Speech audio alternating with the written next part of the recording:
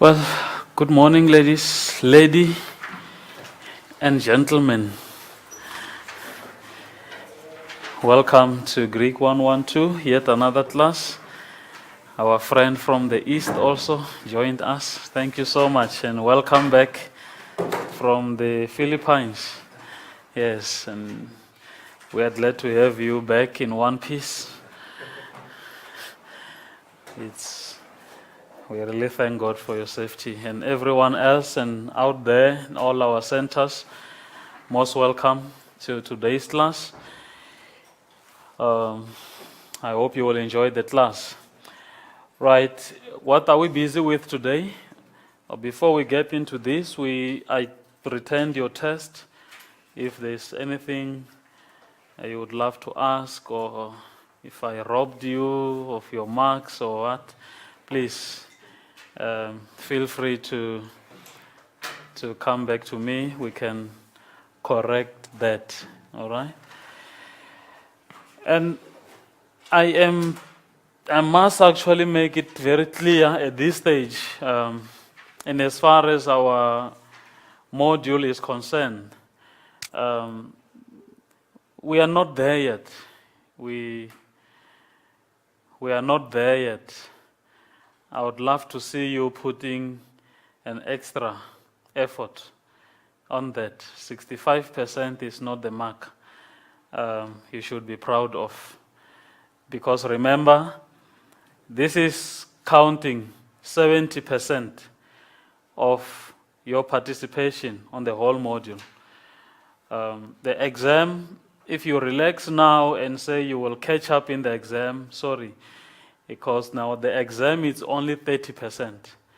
So actually what you are missing now is the bigger part of your module mark. So you cannot sit on the 60s and be happy. You must be above 70, so that then, because it counts 70% of your mark, so that going into the exam, your average must also be round about there at the 70s. If it's anything below 70, then you are working against yourself. So that's why I say don't get excited by 65 and 60. You are busy building your 70% package of the whole module, which the exam is not going to give you. The exam is actually going to give you only 30%. So at the end, you will realize that you lost big time during your tests and your assignments, please. So let's do that and then improve our marks. Crying won't help at this stage. Like I said, we have taken off and the wheels are closed in. You cannot land now. If you attempt landing, we don't call that landing, it's crashing. And so that's not nice. So please, I'm not discouraging you, but I must reflect the reality to you, so that tomorrow you don't come back and say, no, I was not warned. So it's a warning, but then it's a motivation on the other hand. Take this as a motivation to say, we still have 2 tests to go, only 2, and 2 assignments. I'm going to give you yet another assignment today. So please make sure you are above 70, or a total, why not? So please grab this, see this as an opportunity, and then work harder on it. Thank you so much. Today's class, I am actually introducing you to the imperfect indicative active. The imperfect indicative active. And I have already spoken about this, the primary and the secondary tenses, just to give you an overview of how Greek tenses works, or how Greek tenses work. Let's first talk about that. Again, I will always remind you of that. And there we are. I'm always reminding you of all our outcomes. We must be very focused. What is it that we want to achieve whenever we meet in a contact session? The very first thing that will always play a bigger role in your study of Greek. Recognize and explain primary and secondary tenses. You have to recognize and explain again the imperfect, indicative, active, just like you have done with your present indicative active. Yo lu uo, lu eis, lu ei, lu omen. I destroy, I loosen, you destroy, you loosen, he or she or it destroy, they destroy, and so forth. So it's all about looking at it, recognize it, and then you will be able to pass and explain it. All right? And then the third aspect, to recognize again and explain the imperfect indicative of Amy. I have introduced to you the present indicative active of Amy, and it was also part of that test.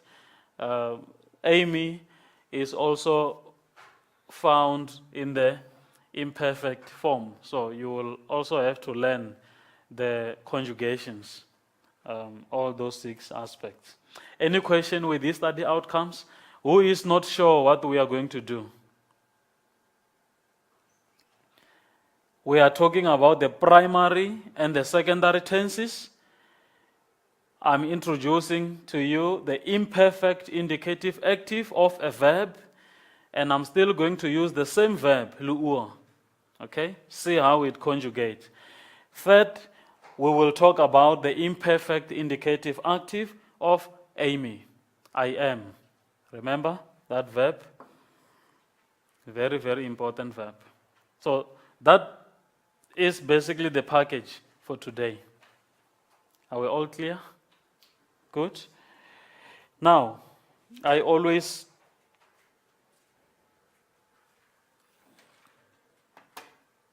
just don't have time to be, again, what is now going on?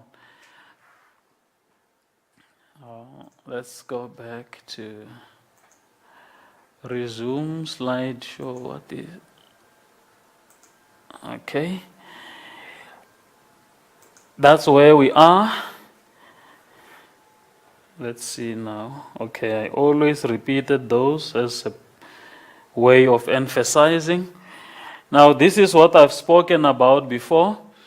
Up to this point, from actually lesson 1 to lesson 9, right?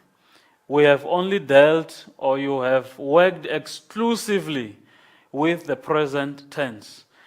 We talked about the present indicative, active, and we also spoke about the present passive or middle. But it was basically the present tense. There was nothing more, nothing less than that. Okay?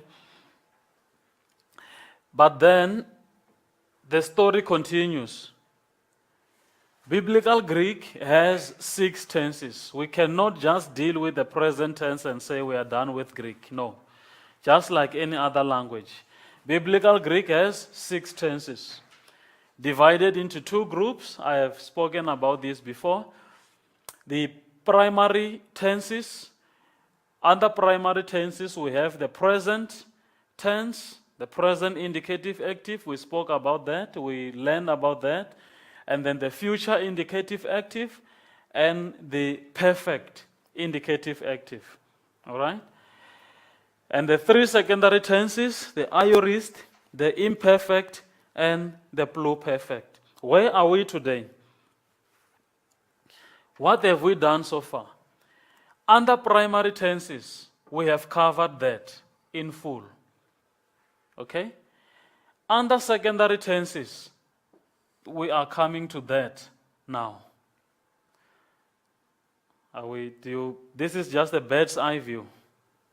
You're sitting on top, you're looking down there, and this is what we have dealt with. Actually, we have dealt with that, and now we are coming to the imperfect. We still have the future, the perfect, the aorist, and the pluperfect. But then, once we cover the imperfect, that will be enough for this semester.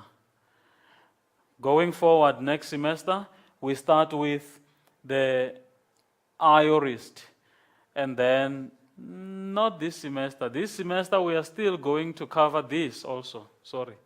The future, lesson 12. So at least 3 tenses. All right? But very, very basic, very, very straightforward. But then this is what we are coming to today. Right, the primary tenses, if you are to summarize it and make things simpler for you, the primary tenses refer to the present and future time. Okay? All this, and I will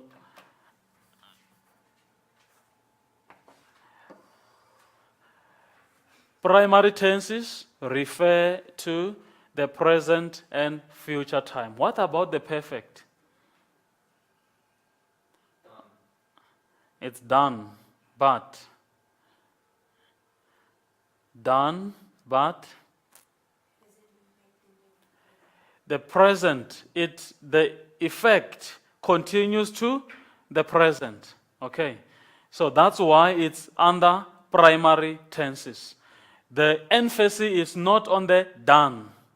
The emphasis is on the continuing effect, the continuing to the present. It is done, it's past, but then the effect. So the emphasis of the perfect is on the continuing effect. Hence, we mention it under primary tenses. All right.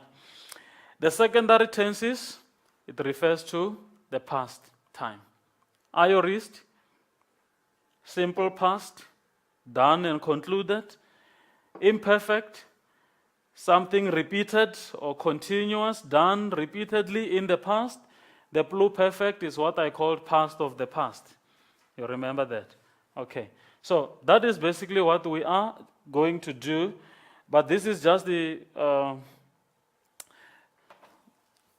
overview of all our Greek tenses. Secondary tenses, forms are identified by a certain prefix. And this is what I want you also to remember all the time. Whenever we talk about secondary tenses, there is that thing, we call it an augment. I will show you how it looks like, whether it's black or white or whatever. And in some other cases, other markers. But the most important thing, whenever you deal with secondary tenses, you will always have an augment. But when you deal with the primary tenses, you can also write in your notes there, no augment. When we talk about an augment, we talk about a prefix. That first letter in the beginning of each and every word, it will tell you that I am a secondary tense. Then now you can go to the suffix, it will tell you I am an aorist, or I am an imperfect, or I am a pluperfect. So the very first thing to look at is your augment, your prefix. The prefix will tell you I am a secondary tense. The suffix will tell you I am an aorist or an imperfect or a pluperfect. But then with primary tenses, you don't have an augment. You only look at the endings, the suffix. It will tell you I am a present or I am a future or I am a perfect. Are you getting that? That is generally an overview. I want you to please remember that. Now, the tense you will learn in this lesson, the imperfect, denotes a continuous or the continuous or repeated or attempted action in the past. Now, this is that 8th point whenever you are passing your verb. You will tell me it's all imperfect, indicative, active, third person, singular of this word meaning this, the 8th one. Then you must tell me that it's an attempted action in the past or a repeated action in the past and so forth. This is the definition. This is how you are going to explain it. And then let's come now to the imperfect, indicative, active. Before I give you any PowerPoint presentation or any slides here. Let's start with your present indicative active. You still remember them?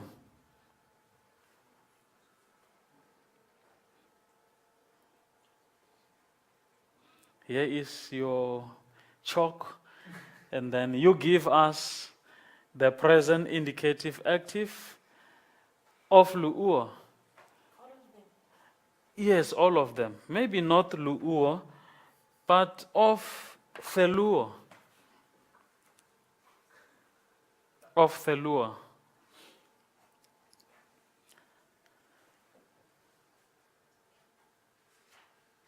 Yes? All 6. Okay?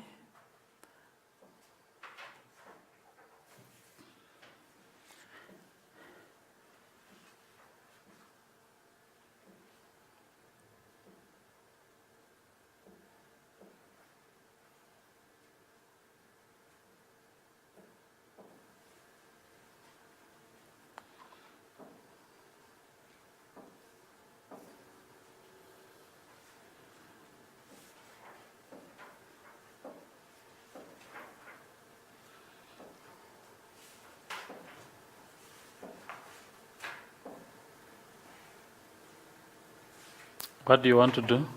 No. Erase. There is the erase. Yeah, there. And then the black again.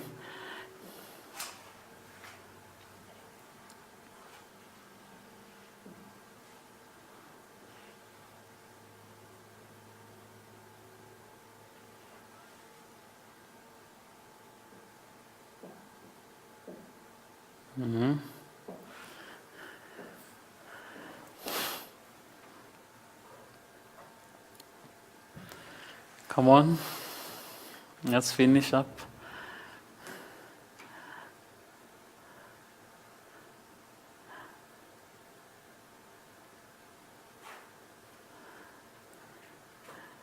Help, what is coming there?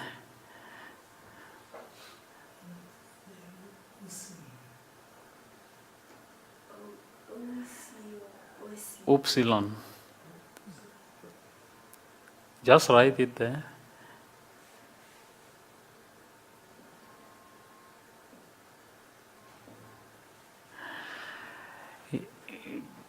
Two, 3 things not correct. Well, this is correct, but there you have your Thelucine, okay? And then this must come there, and this must come there. The A is your third person singular, okay? Why am I doing this, Afrikaans class, please? Why am I doing this? We cannot continue, I cannot continue piling up all the other tenses if you haven't mastered the basic. So that seeks to expose us. How good are we in this basic one before we come to the next one? All right. So please perfect that so that going forward we will be able to this is always your foundation. Build upon it, okay? Now, with the verb lu'uo, let me just leave the present active indicative endings. I am now coming to the imperfect indicative active. How does it differ with the present indicative active? First and foremost, they differ because the present indicative active is your primary tense. Okay? What is it that primary tenses do not have? I've just said it now. Primary tenses do not have an augment. Don't ignore that. It's very important. Secondary tenses have an augment. What is an augment? In all the tenses, you will get that epsilon as your augment. Now we have started building your imperfect indicative active. The primary tense, your present indicative active will say lu'uo, okay? Lu'eis, lu'ei, lu'omen, lu'ete, lu'osin. But your secondary tense has that on ending. So therefore, your imperfect indicative active first person singular of lu'uo will be eluon. What does it mean? I was loosening, or I was destroying. It's something in the past and it was continuing. Okay? I was loosening. Ek was besig om te vernietig, or in Afrikaans, my translator will be doing a good job, I hope. But then you also have the translation in the book. Eluon. And then the second one, elus.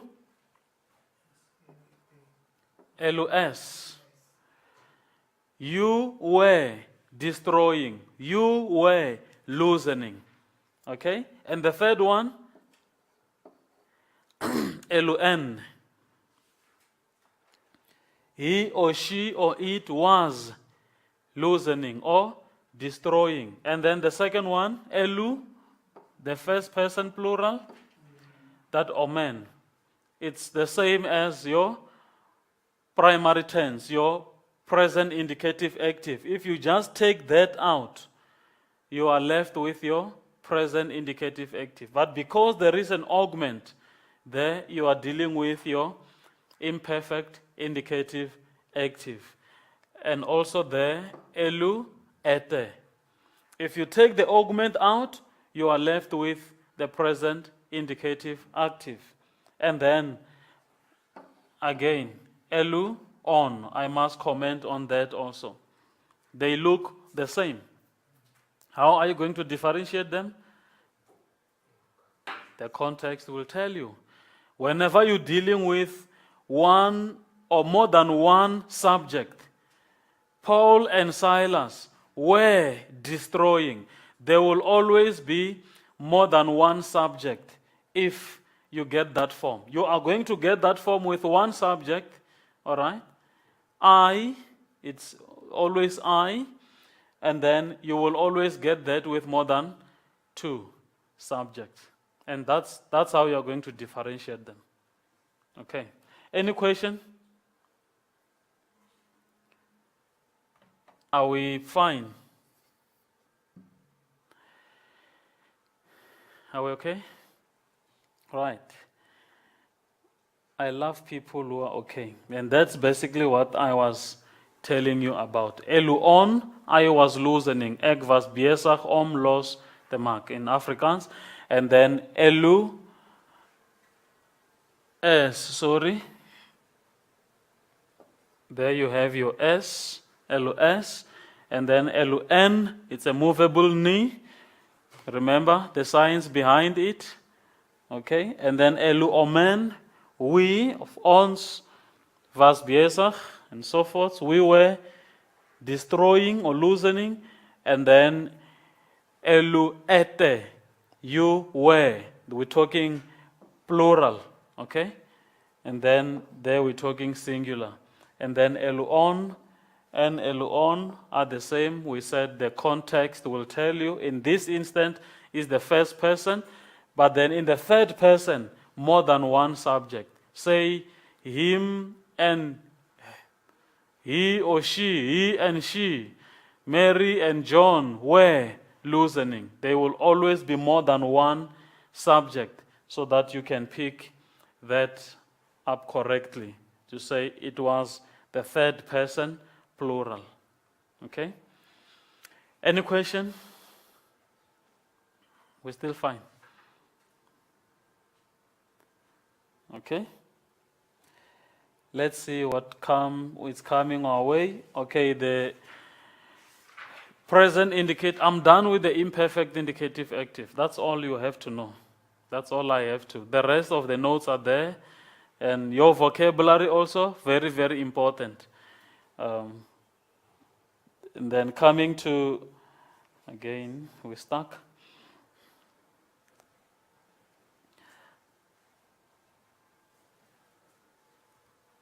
Let's see what's going on.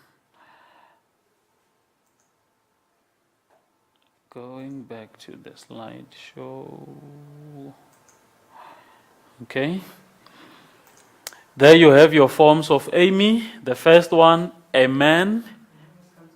Yes. On the scriptures, can you tell me what the difference is? Because here, on the third is almost the same with the singular one. Which one? What are you talking about? This one. Just tell me, is it the present imperfect of Amy or what? It's talking about the imperfect. The imperfect. Yes. You say the spiritus, what did it do?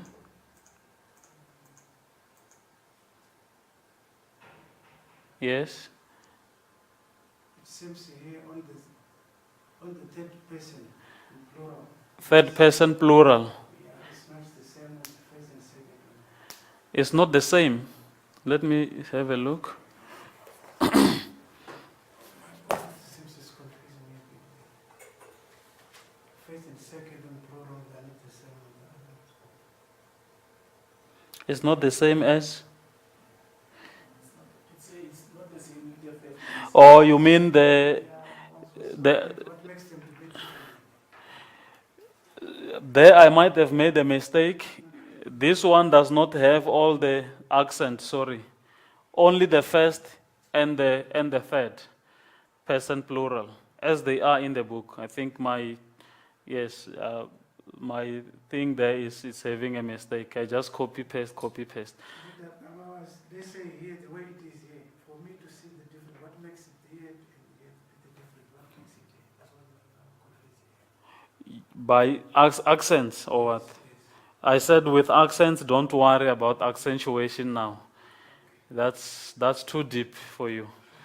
Yeah, please. I said don't worry about accentuation. Only the spiritus is what you should be worried about at this stage. Okay? The accents only tells you this must be pronounced long and this must be short, this must be emphasized and all that. And we are not dealing with that now. Okay? Just the form, that's what I want you to have. And then this is the imperfect indicative of Amy. The Amen, I was. In the present indicative, remember, Amy was saying, Amy, it will be, I am now. Okay? But then in the imperfect, it will be, I was. Okay? And then the S, you were, he or she or it was, and then amen, we were,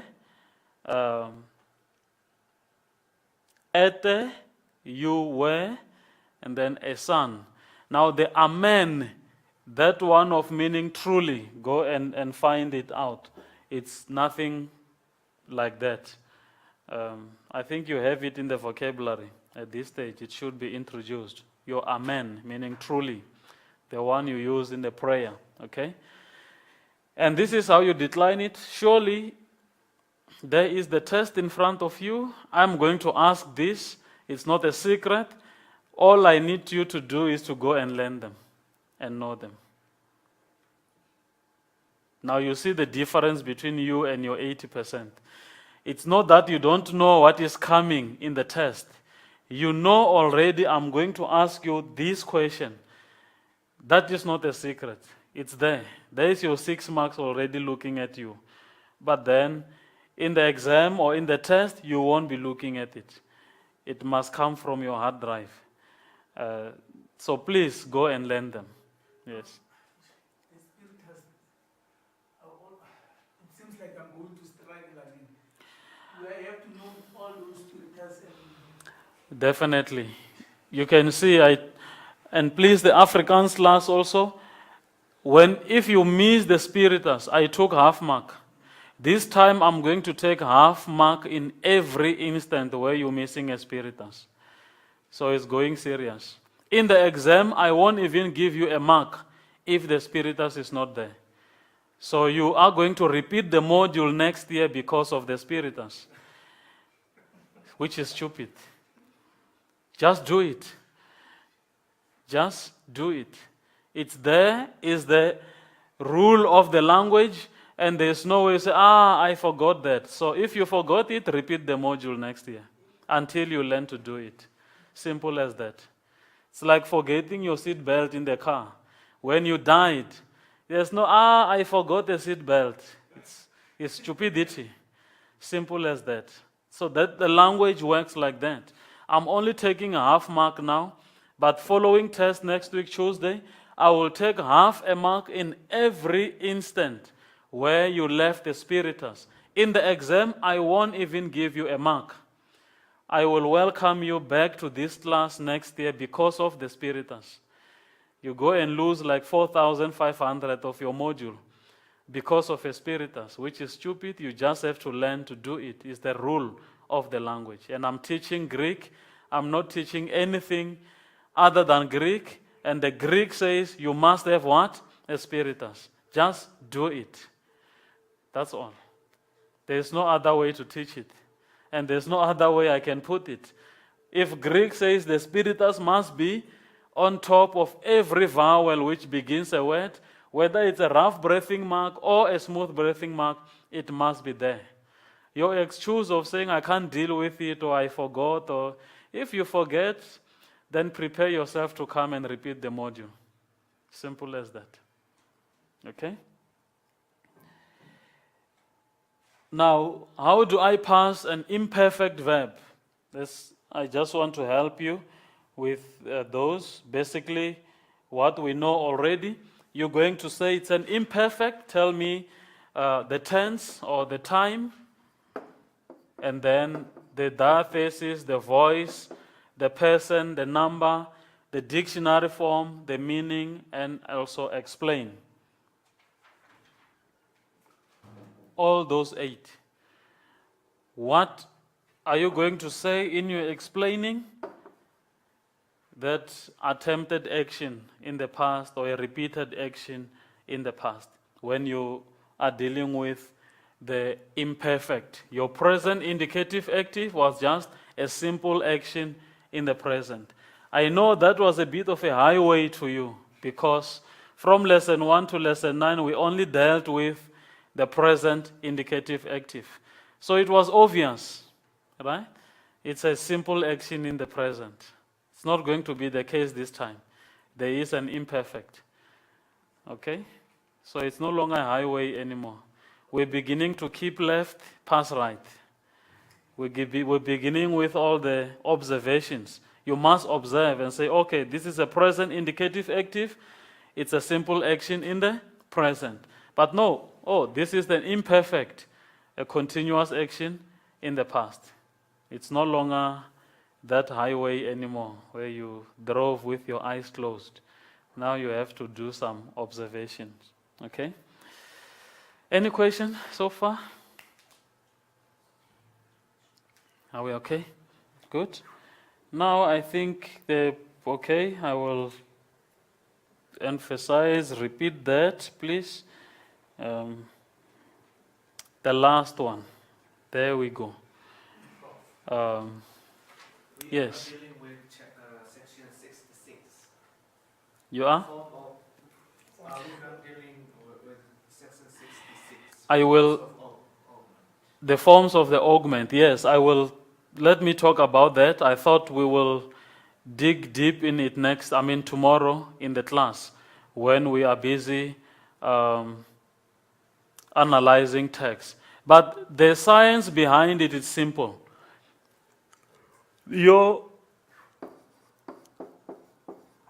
eluon, your augment, only comes because the verb we are dealing with starts with a consonant. Okay? What about verbs which begins with a vowel? Are you going to have a situation where your augment is there and the verb begins with that and continues? No. What about verbs which begins with vowels? Give me an example. A verb like aguo. What does it mean? I lead. It begins with a vowel. Now the science behind it, if you want to take that from, this is the present indicative active, all right? I lead. What about I was leading? You are going to have your alpha lengthened. It becomes a long vowel, okay? And then you have the ending. Look at how that verb changes. Gone. I was leading. So the vowel lengthens. Your alpha becomes your eta. Your epsilon also becomes your eta. And what else? According to the rule. That's why I said I was not prepared for that today. I wanted to do it tomorrow in the class. Okay? But the rule is your short vowels will lengthen to a long vowel. I think also your omicron becoming your omega. Yeah. They just become long, all of them. And then remember the endings. I was leading. What about they were leading? Also. Gone. But then the form is the same. The subject will be more than one. Okay? What about you, plural, leading? You were leading. Egete. But then in passing that, you will tell me it's an imperfect, indicative, active, that is second person, plural, of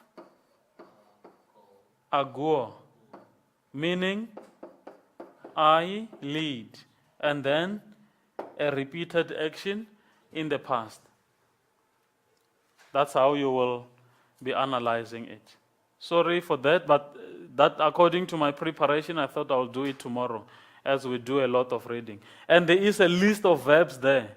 You will see how they change. Learn them. Don't try and do this, what I'm doing here, showing you how it lengthened and all that.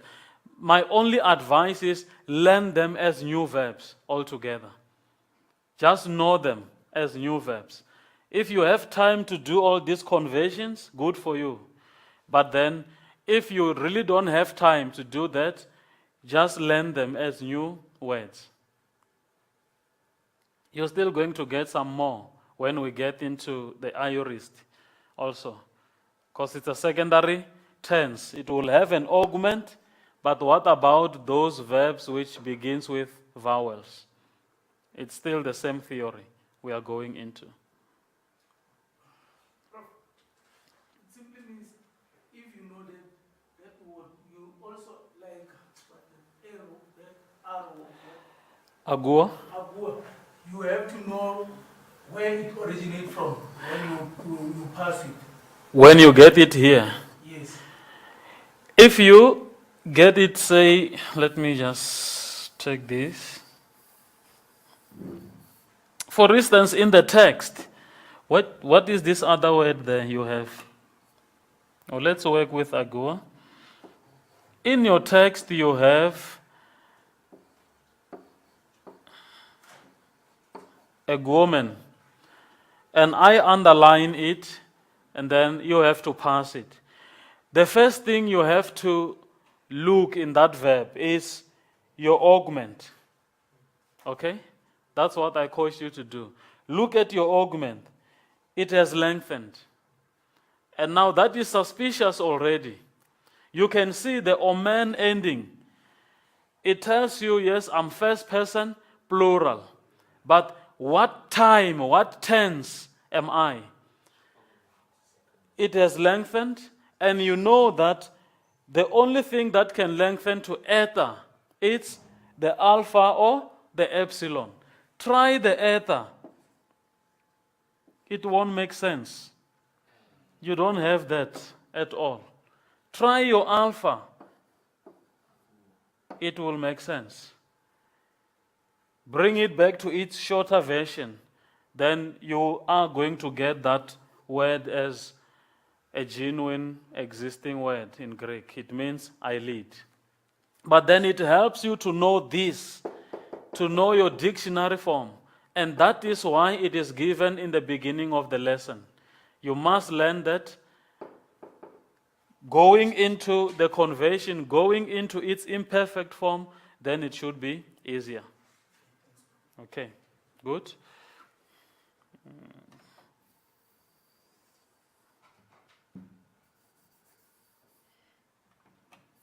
Now this thing is out of order again.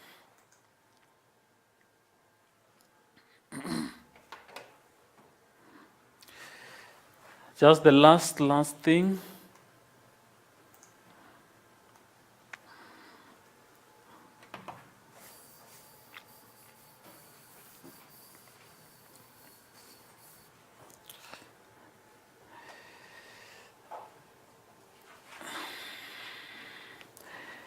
That's everything that we have to do. And please, the Afrikaans class, just also divide these sentences amongst you right now. Jacques, can you facilitate that class? Give each student his or her own sentence, and I want you to come prepared tomorrow. Jacques, please, if you are there in the class, please facilitate that. Give each and every student his own sentence so that you come prepared with that specific sentence. As for my class, Keke, you go and do sentence number 1 alone. Pass everything, analyze everything, do the microstructure of that whole sentence. Mukesh, sentence number 2. It's your sentence tomorrow. Okay? Practice and review. Pararai, sentence number 3. And then Serami, sentence number 4. And then Lee, sentence number 6. Please. Then let's come back to LXX. Keke, sentence number 4. Your translation, only translation. Mukesh, sentence 8. Pararai, 6. Serami, 8. And then Lee, I need sentence number 8. New Testament. And please, Jacques, do the same. Each and every student must get his or her own sentence. 1 from the practice and review, and 1 either from the New Testament and the LXX. Please do that, and let's meet in the corridor. Let me hear who is doing what and who is doing what. And then tomorrow, you have your specific sentence. You come prepared. I want to honestly tell you, if you're not prepared, please don't bother coming, because I'll tell you to go back home. We are in that time of the semester now.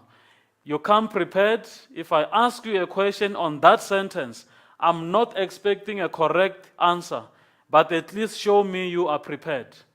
Show me you have done something so that I can correct it. Don't come empty-handed in the class tomorrow.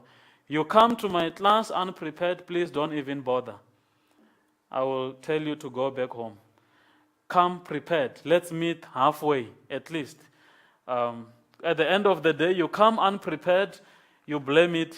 Lecturer did this, lecturer did that, but you're not coming your part. You're not bringing your part. So please, come prepared. I want that work prepared. If not, please, don't even bother coming.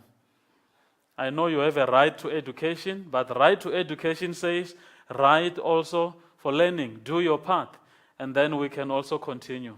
I know I'm not bringing politics, but I'm just emphasizing, please, sometimes we don't fail because of these other things, but because we are not meeting each other halfway. So do your part, come to the class prepared, then we can be able to correct one another. If you come unprepared, then you are not learning anything. Agreed? Please, give it your best, and I will always be there to help. We will always correct one another. Yeah. Any question? Regarding LXS and anti-practice, we translate. Yeah, LXX and New Testament translate only. But the practice and review, parse, analyze, and microstructure. Please bring those mistakes in the class so that we can correct them together. Unless you bring any mistake, how will I know where are you in terms of your knowledge or your progress in Greek? I won't be able to know. So please, I need that. Ladies and gentlemen, till tomorrow, thank you.